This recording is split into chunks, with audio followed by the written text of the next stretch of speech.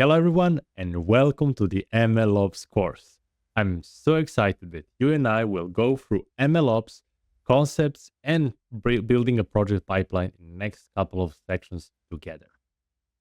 MLOps is a whole new area that emerged from the need of serving ML models not only in Jupyter notebooks but actually putting them in the hands of our users. It does require a different set of skills that we'll build together through different sections and lessons in this very course. In the first section that you're currently listening, we'll understand concepts and the main tools needed to build a simple and more advanced project ML pipeline, starting from data loading to model training, and then finally putting that model in production in the hands of our users. Then we'll move our gears to section 2 and 3. We'll take all of that knowledge and create more advanced concepts, learning the different things on a different scale, but exploiting what we learn in this very section into different data sets. So more practical things, building step-by-step full project. At the end of section 3, we'll build a full pipeline and deploy the model on the credit fraud or card fraud analysis. Then in section 4, you have more theoretical concepts and understanding different questions to ask yourself and your team and potential business stakeholders to get your hand on all possible things that can happen in production when you deploy machine learning models. Previously, ML engineers were there just to train the model. But training the model is only a small part of the whole thing or whole life cycle of one ML project. This image, first of all, is not from me. I didn't create this image. I took it from an amazing book, ML Engineering, and I'm going to link down in this description of this video where you can find more about this book. There are so many graphs around the internet that try to represent the life cycle of machine learning project, but this was the best one that I found. So that's why I took it. I wouldn't be able to replicate better than what I see in this image right now.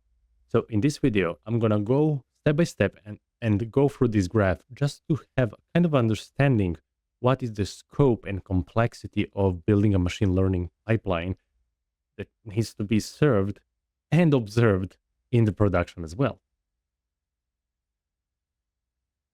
Most of us, when we started building machine learning models, understanding mathematics behind it, processing different data sets, we finish our job at kind of an end of testing, evaluating on a test set or validation set, depending on how we split our data.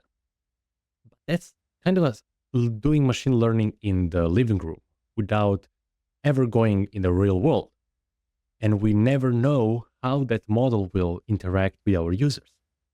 That's where all the rest of the steps comes into play. And in most cases, we take some data set that's already prepared, but in the real world, that's about 60-70% or even more of the whole time that you will spend on one machine learning project. I had projects where it lasts like 2 years, but then I spent a year alone only on data labeling and data processing. It's not fun, but it's needed. And that's what separates us from amazing to great machine learning engineers. Sometimes we just need to get hands dirty and do our job. Any machine learning project always starts from the left side.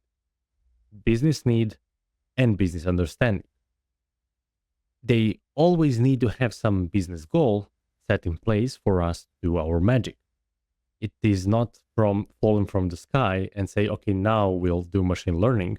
There should be a business need or user need to address that. After we have that in place, it's really, really important to come first because that's what will define later on our KPI and metric to follow. Not the accuracy, but actually metric to follow if our machine learning project is successful or not. As a machine learning engineer that does MLOps, the first step is to understand and collect our data. Data labeling, data collection, data preparation, all of this is happening at the very beginning. Now, in more advanced companies where you have many different roles, you will have data engineer that is only there to serve data pipelines and put them in place so that next steps are actually serving and observing that data in place.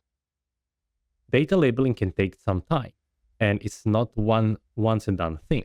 We will always iterate back and understand more and more things as you progress with the project. Sometimes we'll do feature engineering, and after that, then we train our model. Training the model is, again, not once and done thing. We train the first model, we don't have the knowledge of what's actually going to work. Any machine learning project is a research project. We start by having some intuition, by having some knowledge from the behind, from the papers, from competitors, stuff like that. We apply that, then iterate on that knowledge, and evaluate all of the things happening in production before production. And then if something is not working, we can iterate back and make more features, collect more data, relabel something, or just redefine the whole project. If we are happy, only when we are happy and we are meeting that initial business goal that we set together with business stakeholders, that's when we go in the next step, and that is model deployment. We deploy the model and serve it to the user. So we can deploy it to some server and then serve it through some API or some web application or some mobile application, depending on the interface that we want to set. In most cases, companies stop there, but actually where the machine learning project actually starts. There is no end of machine learning project. Once we have the serving done, then there is a model monitoring. We want to make sure that our model is actually performing as good or if not better than we initially thought so. Sometimes you will have model deteriorate depending on many different factors from the real world. That's called either model drift, data staleness, all sorts of concepts that we're going to learn together in this course. And you need to take a look and monitor those potential problems, and then maintain the model, retrain the model, and go back to the previous steps, such as data collection, feature engineering, and again, model training. So once we have our model done, that's where the model deployment comes into play, and that's where the fun actually begins. Maintaining these projects and updating models every once in a while to make sure that we have everything up and running as smoothly as we initially wanted. I'm so excited to be on this journey with you. Now make sure to check out these videos on the right or the full course in the description to continue your learning, and I look forward to seeing you there.